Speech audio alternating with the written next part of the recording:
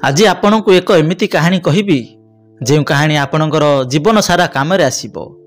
तेणु ए कहानी को अति ध्यानर सहित शुणु।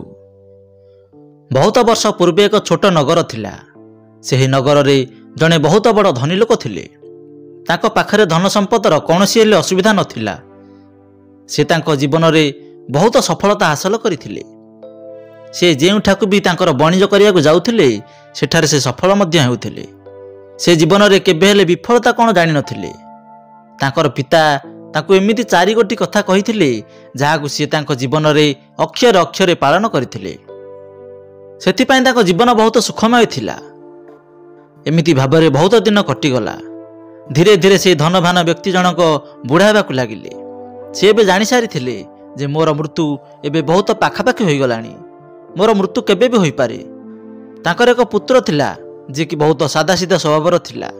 थरे से तांकर पुत्र को तांको पाखकु डाकिले आ कहिले, पुत्र मु मोर पिता ठारू 4टी कथा शिखिथिली। आ सेही 4टी कथा को मो जीवनर मध्य पालन कली, तांको अनुसरण कली।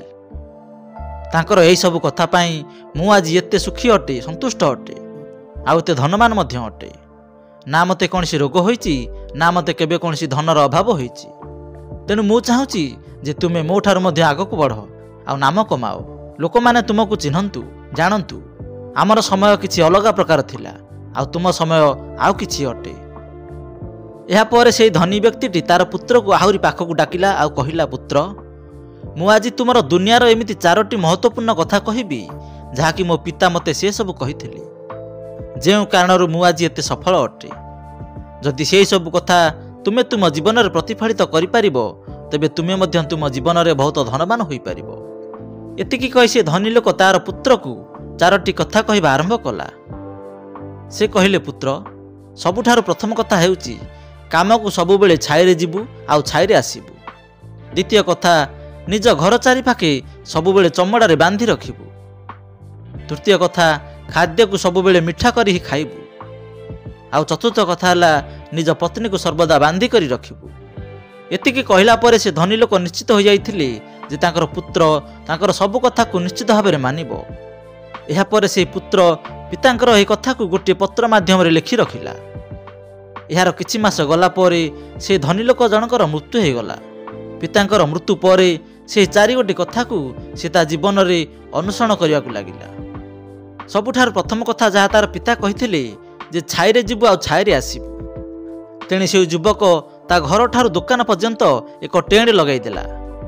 काहेकि ना ता पाखरे तो बहुत पैसा थिला आ ताकू मना करिया वाला मध्य केही नथिले। जदि केही ताकू ए विषय रे पचारुथिले तबे से एतिकी कहूथिला जे मोर पिता मते मध्य एमिति करिया कहिसंती। या परे से तांकर पितांकर द्वितीय कथा को अनुसरण कला। से ता घर आग एवं पछपटे थिबा प्राचीर को चमड़ारे ढांकी देला। एहाकु देखि आखपाखर लोक माने बहुत क्रोधित होई गले। एमिति ता सहित झगड़ा करिया मध्य आगे आसिले। लोक माने ताकू पचारिले जे तुमे एमिति काहेकि करूछ? चमड़ार प्राचीर तुमे काहेकि ठिया करूछ? एही चमड़ार तो बहुत दुर्गंध आसुची। एथिरु हमकु बहुत असुविधा हेउची। एहाकु तुमे यथाशीघ्र बाहर करी फोपाड़ी दियो। किंतु से युवक कहा कथा हेले शुणिला नाही। आ तार केही किछि मध्य बिगाड़ी पारलेनी। काहेकि ना ता पाखरे बहुत संपत्ति थिला। सेतिपाई कोनसी व्यक्ति ताको अधिक समय पर्यंत विरोध करि पारले नाही। से मध्य मन बळे सारिथिला जे से तार पितांकर सब कथा को हृदयर सहित पालन करिवो।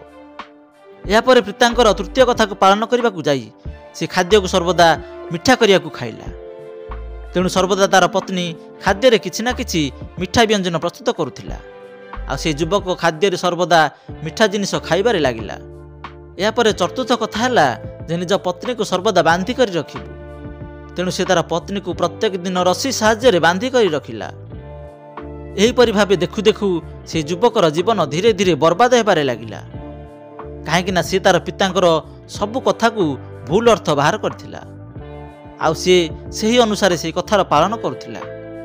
तेणु देखु देखु तार एते बड़ वाणिज्य व्यवसाय बुड़ीबाकु लागिला। तार ग्राहक संख्या धीरे धीरे कमिबाकु लागिले। एमिति दिन मध्य आसिला जे तार जेतेबेले इच्छा सेतेबेले दुकान को गला। आ जेतेबेले मन हेबो से दुकान रु घर को चली आसिला। आ कारोबार तार मन लागिला नाही।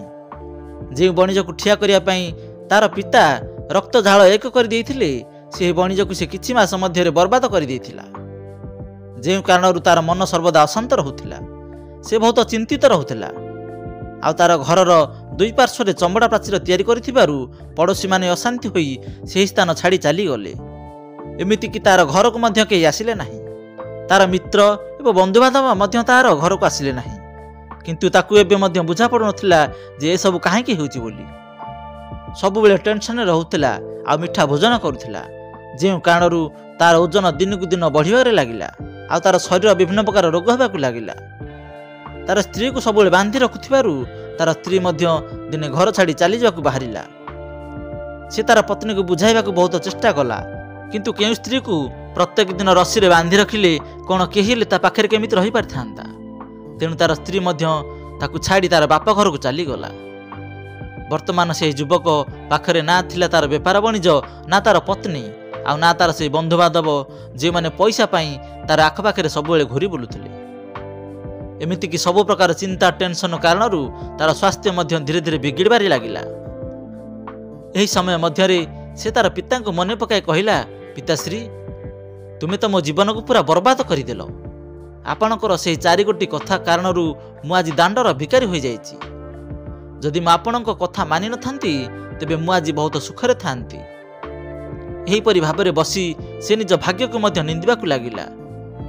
एमिति दिने बसी भाबुथिबा बेले से शुणिबाकू पाइला जे से नगर को जने गुरु आसीछंती, जे कि प्रत्येक समस्यार समाधान अति सहजरे कर देउछंती। यह शुणी से भाबिला, चलो गोटे थर से गुरु को मो समस्या विषय कही देखिबा कौन हेउची। होई पारे तांको पाखरे मो समस्यार मध्य समाधान थाई पारे। तेणु से सीधा जाए गुरु को पाद तले पड़ीगला। कहिला, गुरुदेव मते रक्षा करंतु। मोर पिता मोर पूरा जीवन को बर्बाद कर देइछंती। आज मोर जे परिस्थिति होईची से सब मोर पिता को पई होईची। एतिकी कही से युवक जनक जोर रे कांदिबाकू लागिला। गुरुदेव तार पिठी रे हाथ रखी कहिले, पुत्र प्रथमे तुम सहित घटिथिबा समस्त घटना विषय मते कुह। या पर से युवकटी गुरु हाथ रे गोटे कागज धराई देला, जहाँ से तार पिता कहिथिबा कथा सब सेथिरे लिखि रखिथिला। या पर गुरुदेव से कागज को खोलिले एवं सेथिरे लेखाथिबा 4 गोटी कथा को पढ़िले। पढ़िया मात्रे गुरुदेव जोर रे हसिबाकू लागिले। आ हसी हसी कहिले, पुत्र तुमे केते बड़ मूर्ख अट। तुम पिता तो तुमको सारा दुनियार ज्ञान दे जाइछंती, किंतु तुमे तो याकू बुझी पारलो नाही। आ कहूछ तुम पिता तुमको भूल रास्ता देखाइछंती। तुम पिता तो तुमर परीक्षा नेउथिले जे तुमे तांकर ए कथा को बुझी पारुछ ना नाही। से जदि चाहिथांते तेबे तुमको यार अर्थ बहुत भल भाबरे बुझाई पारिथांते। से तुमर बुद्धि को परीक्षा करुथिले, किंतु एबे तो एमिति लागुची जेमिति तुमर बुद्धि पूरा भ्रष्ट हो जाइछि। तुम पाखरे एते बड़ ज्ञानर भंडार थाउ थाउ तुमे एते बड़ बोका केमिति होई पारिलो। लागुची तुम पाखरे कोनसी ज्ञान ही नाही। जदि तुमे ए कथा गुड़िकर प्रकृत अर्थ बुझिथांत तेबे तुमे आज तुम जीवन रे तुम पितांक परि मध्य सफल होई पारिथांत। गुरुंक ठारू ए भली कथा सुनी से युवकटी कहिला, गुरुदेव तेबे कृपा करी मते 4टी कथार उपयुक्त अर्थ बुझांतु। गुरुदेव कहिले, वत्स्य तुमर पिता तुमको प्रथम कथा कहिथिले जे काम को सर्वदा छाईरे जीवु आ छाईरे आसीबु। एहार सिद्धार्थ हैला जे तुमे सूर्योदय पूर्वरु जाई दुकान रे पहुंचीबो आ सूर्यास्त हैला पर जाई घर को फेरिबो, जहा द्वारा तुमे दुकान रे अधिक रु अधिक समय रही पारिबो। तुमे से काम को अति भल भाबरे करि पारिबो आ तुमे व्यापार को आग को बढ़ाई पारिबो। किंतु तुमे से अर्थ को तो अलगा भाबरे प्रयोग कल। तुमे तुम घर ठार दुकान पर्यंत टेंट लगाई देल आ छाईरे जीवासीबा कल। कौन यह तुम पिताजी ठीक अर्थ अटे? यह शुणी से युवक जोर रे कांदिबाकू लागिला एवं कहिला, मोर ही भूल थिला। मु मोर पितांकर कथा को भूल अर्थ रे बुझिली। आउ एही कारणरू मु संपूर्ण बर्बाद होई गली। मु केते बड़ मूर्ख थिली। मोर पिता एते बड़ ज्ञान देले, किंतु मु से हीरा को पत्थर भाबी नेली। एहा पर से युवक पचारिला, गुरुदेव द्वितीय कथार प्रकृत अर्थ कौन? गुरुदेव कहिले, द्वितीय कथा हैला चमड़ार बंध बांधिबा पाही। यार अर्थ हैला घरे कुकुर किंबा बिलेई को पालिबा। जेबे तुमे घरे कुकुर बिलेई पालिबो तेबे माने तुम घर को चारिआडू रक्षा करिवे, जहा द्वारा तुम घर धन दौलत पूरापूरी सुरक्षित रहिबो। आ तुमे निश्चित होई तुम व्यापार रे मन लगाई पारिबो। तुम धन संपत्ति चोरी हेबार कोनोसी भय रहिबो नाही। किंतु तुमे तो तुम घर चारिपटे चमड़ारे ढांकी देल। ଯାହାଦ୍ୱାରା ତୁମ ଘର ଚାରିପଟେ ଦୁର୍ଗନ୍ଧ ହେଲା। ଆଉ ସାହି ପଡ଼ିଶା ଏସବୁ ସହି ନ ପାରି ସେମାନଙ୍କର ଘର ଛାଡ଼ି ଚାଲିଗଲେ। ଆଉ ତୁମ ବନ୍ଧୁବାନ୍ଧବ ସାଙ୍ଗସାଥି ତୁମ ଘରକୁ ଆସିଲେ ନାହିଁ। ତୁମ ବର୍ବାଦୀର ଏହା ମଧ୍ୟ ଏକ କାରଣ ଅଟେ। ଏହାପରେ ଯୁବକ ଜଣକ ପଚାରିଲା, ଗୁରୁଦେବ, ଏ ପର୍ଯ୍ୟନ୍ତ ତ ଠିକ୍ ଅଛି, ତେବେ ଏହି ଖାଦ୍ୟକୁ ସବୁବେଳେ ମିଠା କରି ଖାଇବାର ଅର୍ଥ କ'ଣ? କ'ଣ ଏହି କଥାର ମଧ୍ୟ ମୁଁ ଭୁଲ ଅର୍ଥ ବାହାର କରିଛି? ମୋର ପିତାଙ୍କ କହିବା ଅନୁସାରେ ତ ମୁଁ ଖାଇବାରେ ସବୁବେଳେ କିଛି ନା କିଛି ମିଠା ଖାଦ୍ୟ ନିଶ୍ଚୟ ଖାଇଛି, ଯାହାଦ୍ୱାରା ମୋ ଶରୀର କେତେ ଓଜନଦାର ହୋଇଗଲାଣି, ଯେଉଁ କାରଣରୁ ମୋତେ ଅନେକ ପ୍ରକାର ରୋଗ ମଧ୍ୟ ଘେରି ସାରିଲାଣି। କ'ଣ ଏହା ମଧ୍ୟ ମୋର ଭୁଲ ଅଟେ? ଗୁରୁଦେବ କହିଲେ, ହଁ ପୁତ୍ର, ତୁମେ ଏହି କଥାକୁ ମଧ୍ୟ ଭୁଲ ଭାବରେ ପ୍ରୟୋଗ କରିଛ। ଖାଦ୍ୟକୁ ମିଠା କରି ଖାଇବାର ପ୍ରକୃତ ଅର୍ଥ ହେଲା, ଯେତେବେଳେ ତୁମକୁ ବହୁତ ଜୋରରେ ଭୋକ ଲାଗିବ ତୁମେ ସେତେବେଳେ ଯାଇ ଭୋଜନ କରିବ। କେବେ ହେଲେ ଭୋକ ହେବା ପୂର୍ବରୁ ଆଉ ଭୋକ ମରିଗଲା ପରେ ଖାଦ୍ୟ ଖାଇବା ଉଚିତ ନୁହେଁ। ଯଦି ତୁମକୁ ଭୋକ ଲାଗୁନଥିବ ଆଉ ତୁମକୁ ଭୋଜନ ମିଳିଗଲା, ତେବେ ତୁମେ ସେହି ଭୋଜନକୁ କେବେ ହେଲେ ଆଗ୍ରହର ସହିତ ଖାଇବ ନାହିଁ। ସେହି ଖାଦ୍ୟ ତୁମକୁ କେବେ ହେଲେ ଭଲ ଲାଗିବ ନାହିଁ, ସ୍ୱାଦିଷ୍ଟ ଲାଗିବ ନାହିଁ। ସେହି ଭୋଜନ କେତେ ବି ସ୍ୱାଦିଷ୍ଟ ହୋଇଥାଉ, କିନ୍ତୁ ତୁମେ ସେହି ଖାଦ୍ୟ ଖାଇ କେବେ ହେଲେ ସନ୍ତୁଷ୍ଟ ହୋଇପାରିବ ନାହିଁ। କିନ୍ତୁ ଯେଉଁ ବ୍ୟକ୍ତି ପ୍ରକୃତରେ ଭୋକରେ ଥିବ, ତାର ସାମ୍ନାରେ ଯେକୌଣସି ଖାଦ୍ୟ ରଖିଲେ ମଧ୍ୟ ସେହି ଖାଦ୍ୟକୁ ଅତି ଆନନ୍ଦର ସହିତ ଗ୍ରହଣ କରିନେବ। ସେହି ଖାଦ୍ୟ ତାକୁ ମିଠା ଲାଗିବ। ସେଥିପାଇଁ ତୁମ ପିତା ତୁମକୁ କହିଥିଲେ ଯେ ଭୋଜନକୁ ସର୍ବଦା ମିଠା କରି ଖାଇବା ପାଇଁ, ଯାହାଦ୍ୱାରା ତୁମ ସ୍ୱାସ୍ଥ୍ୟ ମଧ୍ୟ ବହୁତ ଭଲ ରହିବ। ଯେଉଁ ବ୍ୟକ୍ତି ଠିକ୍ ସମୟରେ ଭୋଜନ କରିଥାଏ, ସେହି ଭୋଜନ ତା ପାଇଁ ଅମୃତ ସମାନ ହୋଇଥାଏ।